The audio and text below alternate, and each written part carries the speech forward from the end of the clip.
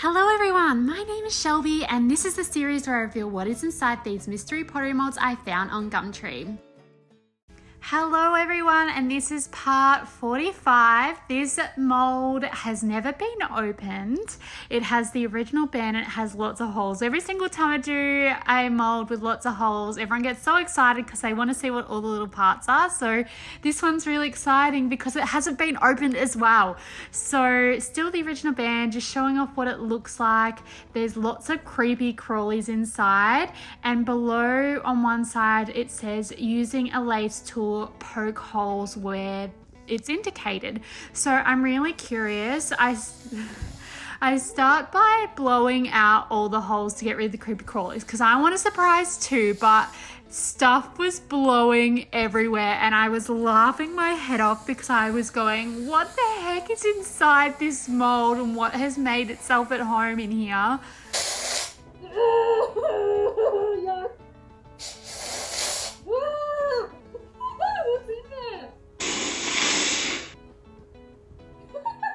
I mean, I could have easily gotten, I don't even think a vacuum would have fit in these little tiny holes.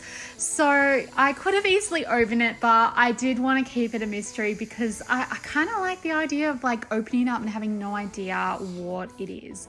So once I had sort of cleaned it up, so I used the air compressor and just sort of did it gently. It didn't sound gently because air compressors always sound aggressive, but I did it rather gently so that I didn't damage the mold, because sometimes air compressors can be really powerful and dislodge even parts of the plaster. So I did it gently, and then once I was satisfied, I poured it up, and every single hole I over poured because they looked like they were deceptively deep, but they were really not deep and really skinny. And when I was looking at the mold, it does have on the other side bare dingle dangle, so I kind of cheated. And I think from my guess that these pieces were going to be bears with instruments, so tiny little bears that had little instruments that went with them, because I was thinking of dingle dangle kind of sounds like a noise something would make. I don't know, that's what my best guess was. So now it's set. I cut that band off. I've only got one shot to film this and you didn't get to see the snip, but that's all right. You get the idea that this is the first time it's being opened. And I open it up to reveal these little bears, so a set of 3 bears that are matching. So here's the bear dingle dangle 1986 by Clay Magic, just so you know what the mold is. But I open it up to see these 3 bears with arms and legs that dingle dangle off them. You can see that the mold was a little bit damaged by whatever I blew out. It looks like something like a moth had made its home in there, but I think that these pieces will still work out good regardless of that slight damage on one of the bears. So yeah, each piece has a little sort of registration mark where you're meant to poke, like the mold indicates. So I'm just going to trim all these up, clean them up a little bit, and then I'm going to poke holes into them. Now, because I had no idea what this mold was, I accidentally let it set for too long in the mold because I thought it was a lot bigger than what these little parts are. So it dried out so quickly. So when I went to poke the hole in and drill out, screw out the excess, it was just crumbling. And you can see here, it's just hard. The clay is hard. It's not workable. It's very crumbly. It's cracking easily. So I started again. I put this in my scrap bucket. I can reuse and recycle this and make something new with this, but it just wasn't worth fussing over given it just kept cracking. So I poured another set, got them out as soon as they were sort of leather hard, trimmed them all up again, and then poked the holes and drilled the holes where they needed to go. So with the arms and the legs, I'm going to attach them by using some cantha wire. So the cantha wire is a kiln wire, so it can go on the kiln because it doesn't melt. It just stays where it's meant to be, it doesn't disintegrate. Yeah, it's made specifically for going into kilns. So yeah, I cut the cantha wire with some wire cutters and bend it to shape to add to all the arms and legs. And then I've just put a hole in the main part of the bear because I thought what I'll do is I'll like thread it. I'm not really sure how to put them together really. The reason for that is because I did cheat a little bit. Don't doll on me. I cheated a little bit and I looked it up because I was not sure how they were meant to go together. And I couldn't find anything. So if you can find something on how they're meant to actually go together, please link it in the comments, or feel free to message me about it, because I'm really curious. I couldn't find anything online, and I am really not sure what the intent of these are for, whether it's for like an ornament, whether it's for like a wind chime. I don't know. Anyway, this mold, I had a general distaste to it. I didn't like how tedious and fiddly all the parts were. I didn't like the shape of the bears. I didn't mention that before because I was so busy talking about the process, but the face of the bear looks like there's something inappropriate on its face. Like I'm not an inappropriate person, but I'm looking at this bear's face and it looks like something that shouldn't be there is there. Like there are so many other design choices you could have done to do a face other than what they put there. But keeping this G-rated, because I know there's a lot of children that watch this, but I just, maybe I'm being inappropriate, but I showed 2 other people and they thought the exact same thing as me, so that's why I'm sharing what I thought, because yeah. Anyway, I just generally do not like this mold. I think it's really fiddly. There we go, there's the face for you. I just think it's really fiddly. It's a lot of work for something that I don't know. It's not really my, I don't know how to explain it. I just don't feel a connection with this piece and I'm not passionate about it, and I would much rather make art that I'm really proud of and really happy about. But because I'm doing this series, I like trying to bring them to life regardless. But I was procrastinating this week so much. I had a restock as well of my website and everything, so it was a really chaotic busy week, and I just left this to the last minute and only got them in the bisque kiln on Thursday night. So they came out on Friday and I posted on Saturday, so there was not enough time to glaze them and put them back through the kiln for the Saturday morning reveal. So I thought I would show you another technique, which I showed you what I'm using before because I was so busy talking about the inappropriate face thing. But you can paint bisque pottery with acrylic paint. It isn't as popular as it used to be, but this is traditionally, not even traditionally, this is just how a technique that a lot of people used to do and go to a paint your own pottery creation shop. This is how you would do it. You'd bisque fire and paint with your normal acrylic paints, and it wouldn't go through the kiln again because acrylic burns out in the kiln, and you just add your own acrylic sealant to it and it's good to go. So I don't really work with acrylic. This is actually the first piece I'm making with acrylic. I knew that you could do this, but if you've got a kiln, like why not just do it the way I've been doing it? There's a lot of pros with working with acrylic paint on bisque pottery, but there's also a lot of cons as well. So the pros of acrylic is that it's so much easier to paint with. It is so much smoother, so much more liquid. You can make more finer details than what you can do with underglaze, because underglaze is really sort of chalky and hard to move around, whereas acrylic paint is so smooth.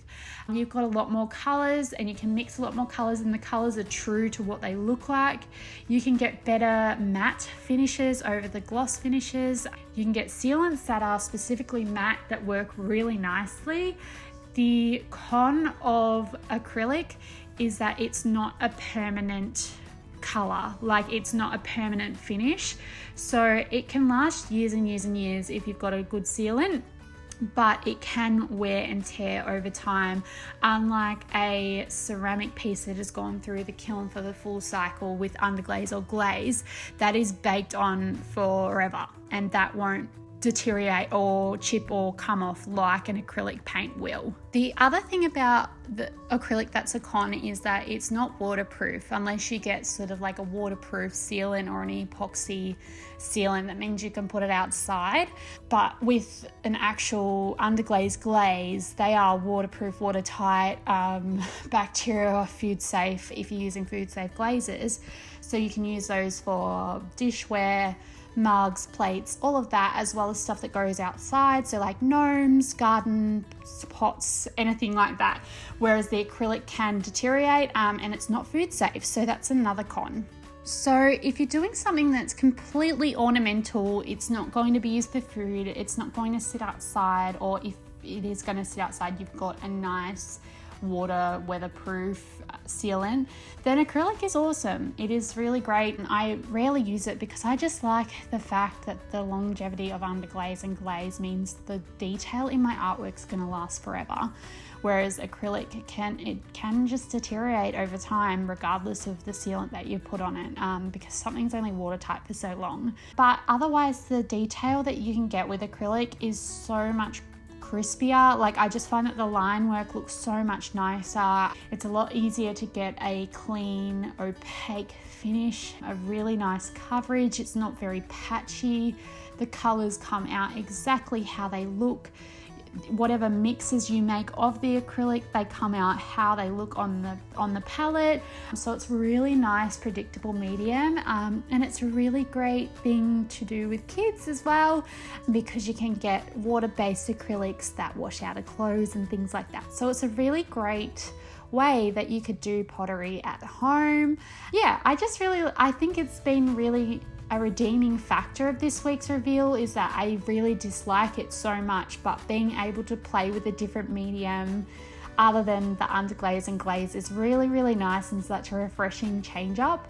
And also not having to wait 12 hours to see the finished color result was really nice as well. It's almost undersatisfying because you can kind of see what it's going to look like straight away, whereas in pottery it's got this really unpredictability about it. When you put it through that final kiln firing, it might not come out how you expect it to come out. Anyway, there's lots of pros and cons to both mediums, but it just depends on what you want to create and the color and texture you want your art to have. So now that it's all painted, I go in with a sort of embroidery thread and tie a little knot onto each leg, to the body, and connect them to make the dingle dangle part. And at this point I was so over this mold. I really don't like it. It's just I'm not enjoying working with it just because I find it so fiddly. I would rather, in my own personal art, this might be a really fun project or activity if you like mixed media, but in my own work I just really like putting the time into detail and adding illustrative work, adding flowers and smaller fine line brush work, over fiddling around with little legs and arms and attaching them with a needle. I don't know, I just have different priorities to what this mold was asking of me, and I don't think I'll be repeating this mold again. It's just not my thing. Not my thing, but I can appreciate the idea and I can appreciate where this came from and the type of art style that would love this. It's just not mine. So no judgment here, just not my vibe. I can say that I do really like the finish of the acrylic paint on the piece, and it was so nice to apply it. It just soaked it up like butter. It was so lovely. I love the color. There's so many color options with acrylic paint, so I was really overwhelmed on choice as to what sort of palette to go. So I did just do a nice little soft brown, some warm brown to complement that soft brown, and then some pinks to sort of give it some detail. tail and then that blue hood on one of the bears.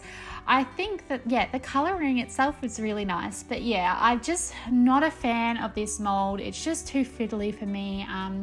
I'd rather spend my time on something else in the most polite way possible.